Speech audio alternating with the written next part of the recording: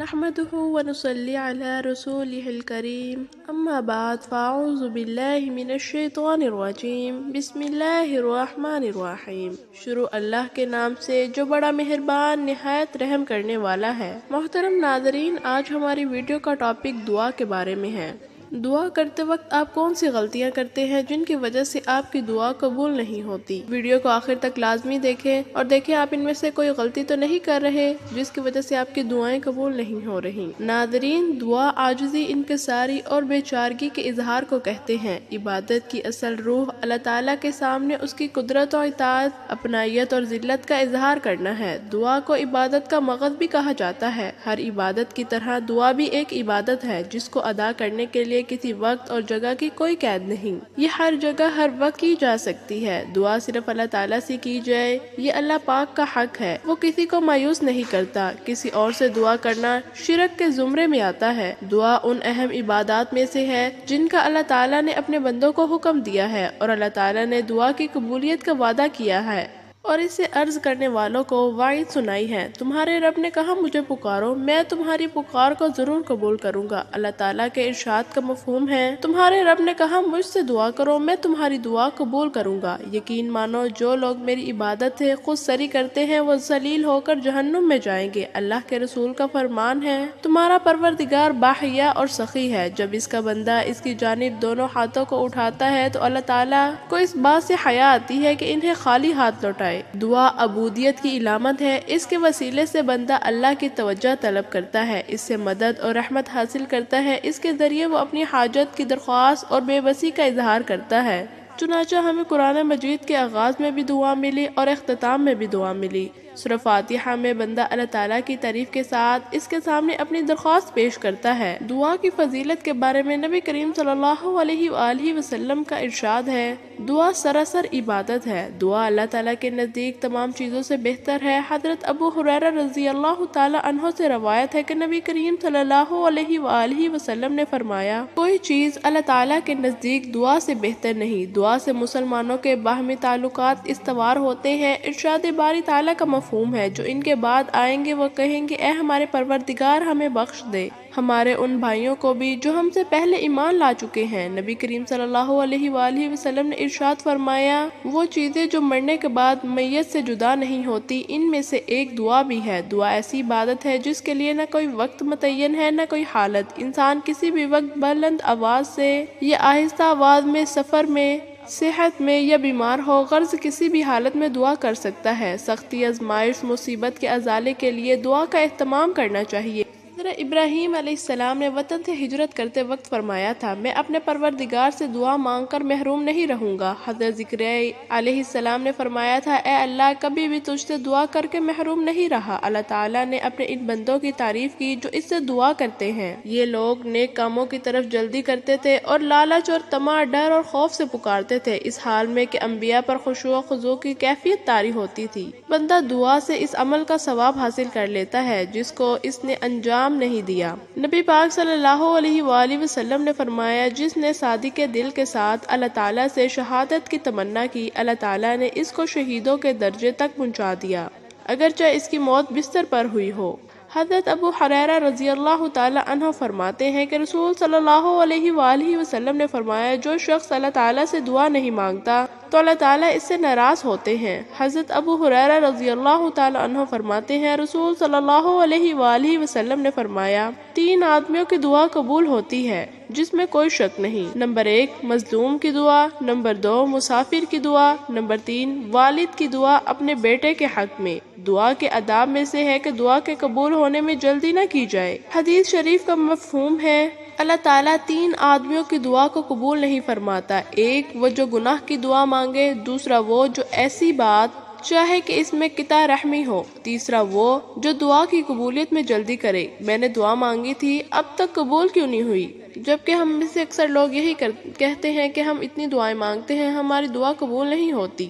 دعا کی قبولیت کی شرائط میں چند شرائط یہ ہیں کہ دعا کرنے والا خدا کی قائم کردہ حدود سے تجاوز اور گناہ کبیرہ پر اصرار کرنے والا نہ ہو۔ اللہ تعالیٰ گناہ کبیرہ پر اصرار کرنے والے کی دعا قبول نہیں کرتا۔ اس بات کا آپ کو خاص خیال رکھنا چاہیے کہ جب بھی آپ اللہ تعالیٰ سے دعا کریں خشوع اور خضوع سے کریں، سچے دل سے کریں، یہ نہ ہو کہ زبان پر کچھ اور ہو اور دل میں آپ کسی اور کا تصور کیے ہوں، اس طرح کی بھی دعا قبول نہیں ہوتی۔ اس بارے میں نبی کریم صلی اللہ علیہ وآلہ وسلم کا فرمان ہے کہ اللہ تعالیٰ سے غافل اور بے توجہ دل کی دعائیں قبول نہیں ہوتی۔ دعا کرنے والے کے لیے یہ بھی ضروری ہے حرام کھانے سے پینے سے بچتا ہو، دعا کے بارے میں عجلت اور بے صبری نہ کرتا ہو۔ اس کے ساتھ ہمارے پیارے آقا صلی اللہ علیہ وآلہ وسلم نے ہمیں دعا کرنے کا طریقہ بھی سکھایا کہ دعا کرتے وقت دونوں ہتھیلیوں کو پھیلا کر رکھا جائے، دونوں ہاتھوں کو مونڈوں کے درمیان رکھا جائے، دونوں ہاتھ مونڈوں کے برابر ہوں، یعنی دونوں ہاتھ شولڈر کے برابر ہوں۔ پہلے اللہ پاک کی حمد و ثنا بیان کی جائے، پھر آپ صلی اللہ علیہ وآلہ وسلم کی ذات مبارکہ پر درود بھیجا جائے، پھر دعا کی جائے۔ دعا کرتے وقت آواز پست اور آہستہ ہو، کیونکہ اللہ تعالیٰ نے دعا کے آداب بتاتے ہوئے ارشاد فرمایا، تم اپنے اللہ کو گریہ زاری کے ساتھ اور چپکے چپکے پکارو۔ تو ناظرین، تو ہمیں بھی دعا کرتے وقت ان چھوٹی چھوٹی باتوں کا خاص خیال رکھنا چاہیے جو کہ قبولیت کا سبب بنتے ہیں۔ دعا کی قبولیت کے حوالے سے میں آپ کو ایک چھوٹا سا وظیفہ بتاؤں گی۔ آپ جب بھی دعا کریں تو یہ چند کلمات ضرور کہا کریں۔ جو انسان یہ چند کلمات پڑھتا ہے اللہ تعالیٰ اس کی تمام دعائیں قبول کرتا ہے، اس کی تمام تنگ دستیاں، اس کی تمام پریشانیوں کو دور کر دیتا ہے، اس کے لیے آسانیاں پیدا کرتا ہے، اس کی اولاد کی قسمت چمکا دیتا ہے، اس کی قسمت کے بند تالے کھول دیتا ہے، اس کے گھر میں رزق اور دولت کی فراوانی ہو جاتی ہے اور وہ بہت خوشحال زندگی گزارنے لگتا ہے، اس کی تمام مصیبتیں رکاوٹیں دور ہو جاتی ہیں۔ تو آئیے ناظرین، آج کے چھوٹے سے وظیفے کی طرف چلتے ہیں۔ آج کے وظیفے کی جانب بڑھنے سے پہلے اگر آپ ہمارے چینل پر نئے ہیں اور ابھی تک آپ نے ہمارے چینل کو سبسکرائب نہیں کیا تو خدا رے اس چینل کو سبسکرائب کر لیں، کیونکہ میں بہت سے وظائف اور اعمال آپ کے حوالے ڈیلی بیسس پر شیئر کرتی ہوں۔ آئیے آج کے اس چھوٹے سے وظیفے کی طرف چلتے ہیں۔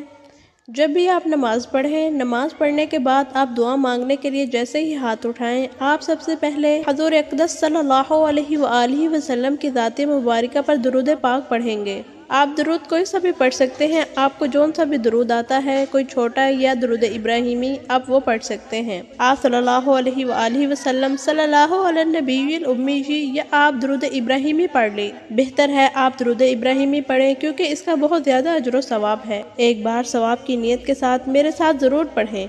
اللہم صلی علی محمد وعلی آل محمد كما صليت على إبراهيم وعلى آل إبراهيم إنك حميد مجيد اللهم بارك على محمد وعلى آل محمد كما باركت على إبراهيم وعلى آل إبراهيم إنك حميد مجيد۔ پاک پڑھنے کے بعد آپ نے اپنی آنکھوں کو بند کرنا ہے، اپنے مقصد کی نیت کرنی ہے۔ ہر انسان کا مقصد الگ ہے، ہر انسان کی حاجت الگ ہے، ہر انسان کی خواہش الگ ہے۔ آج جس کو جو چاہیے، جتنا چاہیے، جیسے چاہیے، اپنے تمام مقاصد کی نیت کیجئے۔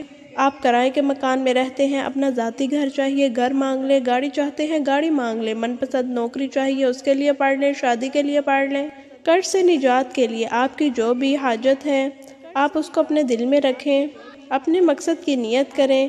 ایک بار اعوذ باللہ من الشیطان الرجیم بسم اللہ الرحمن الرحیم پڑھ کر سب سے پہلے نمبر پر آپ سورہ کوثر پڑھیں گے۔ قرآن مجید کی سب سے چھوٹی سورت ہے، اس کو ہر کوئی جانتا ہے۔ آپ دعا کے اندر ہی سورہ کوثر کو 10 مرتبہ پڑھیں گے۔ پھر دوسرے نمبر پر آپ نے یا اللہ یا رحمان یا رحیم کا وظیفہ پڑھنا ہے۔ آپ نے یا اللہ یا رحمان یا رحیم کو 11 مرتبہ پڑھنا ہے۔ اس کے بعد تیسرے نمبر پر آپ جو کلمات ادا کریں گے، یہ ایک قرآنی دعا ہے جسے ہم نماز کے اندر بھی پڑھتے ہیں۔ یہ قرآنی دعا ربی جعلنی مقیم الصلاۃ ومن ذریتی ربنا وتقبل دعا ربنا اغفر لی ولوالدی وللمؤمنین یوم یقوم الحساب۔ اس کو آپ نے پورے 100 مرتبہ پڑھنا ہے، یعنی ایک مکمل آپ نے تسبیح کر لینی ہے دعا کے اندر ہی۔ ایک مرتبہ میں آپ کو دوبارہ ریپیٹ کر دیتی ہوں۔ کسی بھی نماز کے بعد آپ نے سب سے پہلے دعا کے لیے جیسے ہی ہاتھ اٹھائیں، آپ سب سے پہلے نبی کریم صلی اللہ علیہ وآلہ وسلم کی ذات مبارکہ پر درود پاک پڑھیں گے۔ اس کے بعد اپنے مقصد کی نیت کریں گے۔ نیت کر کے اعوذ باللہ بسم اللہ پڑھ کر آپ سورہ کوثر کو 10 مرتبہ پڑھیں گے۔ یا اللہ یا رحمان یا رحیم کو 11 مرتبہ پڑھیں گے، اور اس کے بعد یہ قرآنی آیت رب اجعلنی مقیم الصلاۃ ومن ذریتی ربنا وتقبل دعاء ربنا اغفر لی ولوالدی وللمؤمنین یوم یقوم الحساب۔ اس کی پورے 100 دانوں کی تسبیح کریں گے، اور یہ تسبیح پڑھ کر آخر میں آپ نے درود پاک پڑھنا ہے جس طرح آپ نے شروع میں پڑھا تھا۔ اس کے بعد آپ اللہ کے فضل سے آپ جو بھی دعا مانگو گے، اللہ کے فضل و کرم سے آپ کی ہر دعا قبول ہوگی۔ ویسے تو یہ آیت کریمہ ایک جامع دعا ہے، لیکن اس کے بعد اگر آپ اپنی دنیاوی خواہشات کے لیے اللہ تعالیٰ سے دعا مانگنا چاہتے ہیں تو آپ دعا بھی مانگ سکتے ہیں۔ دعا ہے کہ اللہ پاک ہمیں صحیح معنوں میں پکا اور سچا مسلمان بنائے۔ آج ہم مسلمانوں کو دعا کی اہمیت و فضیلت معلوم ہی نہیں۔ اللہ ہمیں اس کی اہمیت کو جاننے کی توفیق دے اور ہم اپنے رب سے بار بار خوب مانگنے والے بن جائیں۔ اللہ کے خزانوں میں کوئی کمی نہیں، وہ اپنے خزانوں سے لینے والا بنا دے۔ آمین۔ اللہ تعالیٰ ہماری تمام پریشانیوں اور مصیبتوں کو دور فرمائے۔ دعا ہے رب کریم کو میرا سنانا، آپ کا سننا اپنی بارگاہ الہی میں قبول و منظور فرمائے۔